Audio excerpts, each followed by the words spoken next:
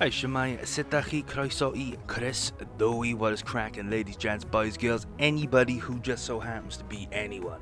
Today we're talking about Starship Traveller, a book written by Steve Jackson. It is number 4 in the Puffin series, number 22 in the Wizard series.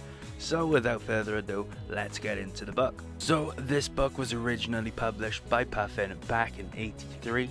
Then it was republished by Wizards back in 2005, and in all honesty, if there isn't a Scholastic print right now, there probably won't be. So unfortunately, yeah, I don't think the book is getting reprinted, boys and girls, but what else is there to the book? Well, it is 340 references opposed to the regular 400, so it is a little bit shorter, and the adventure does honestly feel a lot shorter than your regular Fighting Fantasy book. After completing the adventure myself, I found a guide to see if I missed anything interesting, and the guide was honestly about 5 minutes long. This adventure can be completed in probably 30 minutes. It's not a very long adventure. If you use a guide, if you explore the different planets, then it's going to be a lot longer. But that is what it is. So I think it's about time that I talk about the covers, so then I can get back to the story. So we're looking at the Puffin cover, and it's very blue, very retro. You have a robot, you have 3 guys. Is it 3? I think there's meant to be a guy who's incapacitated, and they're all fighting in this like football stadium, arena, pitch, I don't know. And it's very retro, but it's an amalgamation of things that don't really go well together. I suppose it very much is a product of its time. It won't necessarily go very well in today's day and age, but maybe back in the 80s it worked. So we have this cover. It's very retro, like I said. I quite like it, but at the same time I don't. It's a bit like Marmite, except I can't figure out if I love it or hate it. So next one we have is the Wizards cover. Now the Wizards cover is very much, well, it's sort of the same thing, isn't it? You're fighting a giant robot in a coliseum. This one actually looks like it's filled, the other one didn't.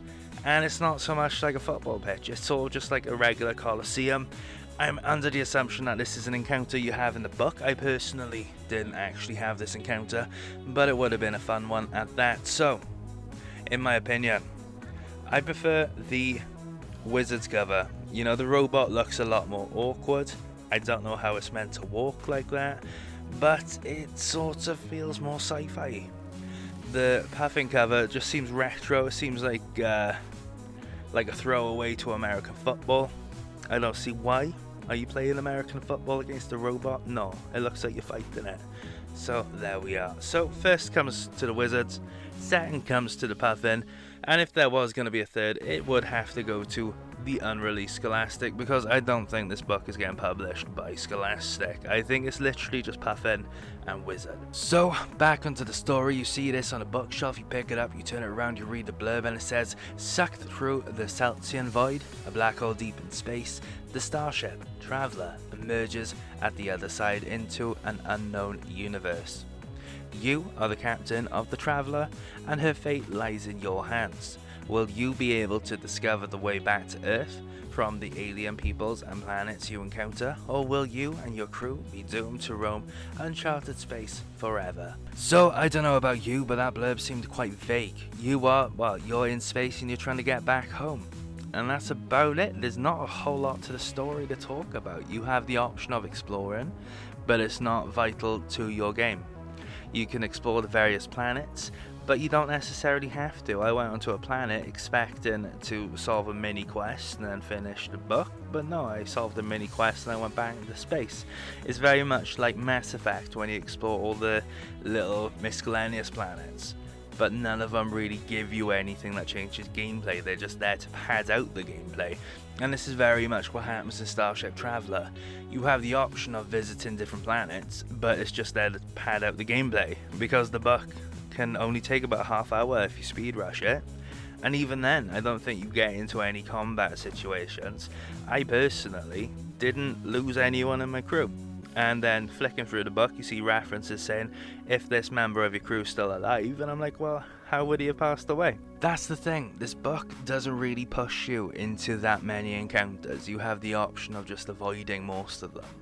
The interesting alien races you encounter are purely optional. I beamed down to a planet, and I was rescued by this bug-looking guy who was promptly shot. But I didn't have to. I didn't get anything from that encounter other than a cyborg's helmet. I think it's an android's helmet, but that wasn't actually integral to the story. I didn't need to go there. And that's really the thing. The book gives you a lot to explore, but you don't have to explore it, and it feels a lot emptier than previous Fighting Fantasy stories, and that's something I picked up on whilst I was reading it. And it was something I noticed when I looked up a guide to see if I missed anything, and no, the guide said this is a very short story, and by it having 340 references, I suppose it's quite clear, but I didn't know how clear it was. So yeah, you can probably speedrun this in about 30 minutes using a guide. Probably a lot less using a guide, in all honesty, and it's a bit of a shame. The story, however, is very sci-fi. What you're going to find is that you are beaming down the planets, you have your phasers, you can set it on to stun, kill. I think at one point I set it on to jam or something silly like that. It's very much like Star Trek. I enjoyed that. If you like Star Trek, you probably will enjoy this book. If you enjoy that sort of space exploration, if you're a Star Wars fan maybe, you'll enjoy exploring various planets. The only real issue is that it doesn't give you enough. Like, that's the thing. Maybe it's a thing with space exploration. You can't get knees deep into a different planet. I don't know, personally. It's not a genre. Well, I don't really engage that much with sci-fi anyway. But it is fun. It's refreshing. It's fun. It makes a change of pace from roaming the lands of Alanzia with your sword. There are a few good fun encounters. For instance, at one point you have the option of beaming down to this other alien race's ship, and you just so happen to beam directly inside of another alien, and you are essentially merged. And it's a fun little encounter. It has an interesting solution. Another one is fixing like a weather machine on this other alien planet. That was also fun. But the thing is, you got all of these sort of mini quests, and they don't really give you anything. They feel like quests that you would take part in to finish a story, but then you're just sort of left going back into space trying to figure out how to get home. And it's a bit disappointing. That said though, I did enjoy the book. I enjoyed having a break from fantasy and jumping into science fiction. It was fun. And this is the thing with Starship Traveller, in my honest opinion, it could have been a sci-fi series similar to the Sorcery series, where you do explore various planets, where you crash down on different planets and have to get off. That would have been interesting in my books. But you know, at the end of the day, it is what it is, and they did what they did with Starship Traveller. It's a one-off, it's a shorter book than average, and you know, it comes off as that. You know, you could tell it's shorter, you could tell it's different, and it's alright. The book feels good, the adventure felt good, the rules felt good. It's a decent little book for what it is. It's just different. So I suppose in conclusion, I gave this book 4 out of 5 stars on Goodreads, and I think it sort of deserves that. It's something different, something new, something refreshing, but it's not quite up there to be a 5-star. The book itself is fun if you can get hold of it and you are into sci-fi. Definitely go for it. It's a very interesting little read compared to what we have with the previous entries in the Fighting Fantasy series. Have I been calling it a Final Fantasy series? Oh no. But as I was saying, it's refreshing, it's fun, it's different, it's something to engage with, which isn't your traditional Fighting Fantasy adventure. You know, you're not traveling the lands of Alanzia with a sword. You're traveling space with your phaser and your crew. It's a fun little adventure, and that's it. It is fun, but it's also a little adventure. Nothing really seems to have much substance to it. You're in space, yeah, but you don't have to visit all the alien planets, and because there's 340 references, there aren't going to be that many to explore, and the exploration isn't going to be that in depth. So I suppose that's really the trade-off. That's why it's not really a 5 out of 5. It's because there's so much that they could have done to make it better. So that's about it. This book is a solid 4 out of 5. Dare I say it's a 3 out of 5. And there's not really a whole lot to say about it. My review on Goodreads was very short because I honestly didn't know how to feel about the book. There's not much to say. You don't really do much. I just enjoyed going through space.